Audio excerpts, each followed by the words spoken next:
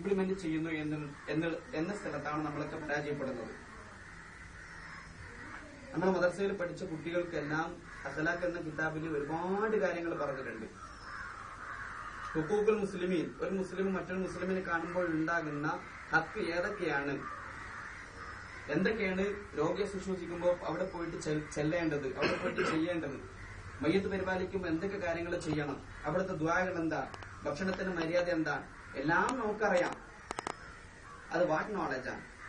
What knowledge കൊണ്ട് മാത്രം ഒരാൾക്ക് ജീവിതത്തിൽ സംസ്കരണമോ അല്ലെങ്കിൽ ജീവിതത്തിൽ അല്ലെങ്കിൽ ആഖിറത്തിൽ ചെന്നു കഴിഞ്ഞാൽ അതിന് പ്രതിഫലമോ ഒരിക്കലും ലഭിക്കുകയില്ല.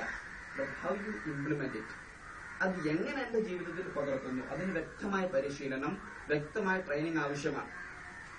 ഇത് സാധാരണ മദ്രസകളിൽ നിന്നും കിട്ടാത്ത ഒരു കാര്യമാണ്. അത്തരം ഒരു വിഷയം മുന്നിൽ കണ്ടുകൊണ്ട് തന്നെയാണ് ഇന്ന് നമ്മൾ മദ്രസ തുടങ്ങാൻ വേണ്ടി ആരംഭിച്ചത്. നബി സല്ലല്ലാഹു അലൈഹി വസല്ലം തങ്ങളുടെ യഥാർത്ഥ സ്വഭാവം, ആ സ്വഭാവ ഗുണങ്ങൾ നമ്മുടെ ജീവിതത്തിൽ പകർത്തുക. ആ പകർത്താൻ വേണ്ടി എന്തൊക്കെ ബ്ലോക്കാണ് നമ്മുടെ മനസ്സിലുള്ളത്, എന്തൊക്കെ ബ്ലോക്കാണ് നമ്മുടെ ഫാമിലിയിലുള്ളത്, എന്തൊക്കെ ബ്ലോക്കാണ് നമുക്ക് സൊസൈറ്റിയിലുള്ളത്, അതിന്റെ ബ്ലോക്കുകളൊക്കെ പരിഹരിച്ചുകൊണ്ട് അതിന് മുന്നേറുക. പിന്നീട് ഇൻഷാ അല്ലാഹ് ഭാവിയിലേക്ക് വരുന്ന ഒരു കോമ്പറ്റേറ്റീവ്, സാധാരണ ഇംഗ്ലീഷ് മീഡിയങ്ങളിൽ കൊടുക്കുന്ന ഹൈടെക് എഡ്യൂക്കേഷൻ, സാധാരണ അവിടെ എന്തൊക്കെയുണ്ട് കാരണങ്ങൾ, ലാബ് ഫെസിലിറ്റി ഉണ്ട്, അതേപോലെ കമ്പ്യൂട്ടർ ലാബ് ഉണ്ട്.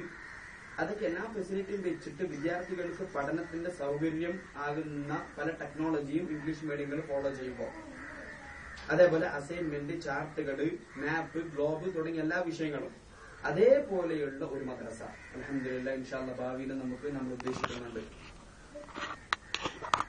ഈ ഒരു പഠനോപകരണങ്ങളും എല്ലാം വെച്ചുകൊണ്ട് നമുക്ക് ഭാവിയിൽ നെക്സ്റ്റ് ജനറേഷനിൽ, നെക്സ്റ്റ് ഫ്യൂച്ചറിൽ എങ്ങനെ ഒരു കോമ്പറ്റീറ്റീവ് സ്റ്റുഡന്റ് ആയി അല്ലെങ്കിൽ കോമ്പറ്റീറ്റീവ് ആളായി വളരാൻ പറ്റും എന്നുള്ള രൂപത്തിലുള്ള വിദ്യാഭ്യാസം അൽഹംദുലില്ലാഹ് അല്ലാഹു തആല തൗഫീഖ് നൽകുമാറാവട്ടെ. അപ്പൊ ഇത്തരം വിഷയങ്ങൾ കൊണ്ടാണ് നമ്മൾ മദ്രസ തുടങ്ങിയത്. അൽഹംദുലില്ലാഹ് മൗലാ തങ്ങളുടെ പേരിൽ ആരംഭിച്ചത് കൊണ്ട് അത് വിജയിക്കും എന്ന് തന്നെയാണ് പൂർണ്ണമായി വിശ്വസിക്കുന്നത്. അപ്പോ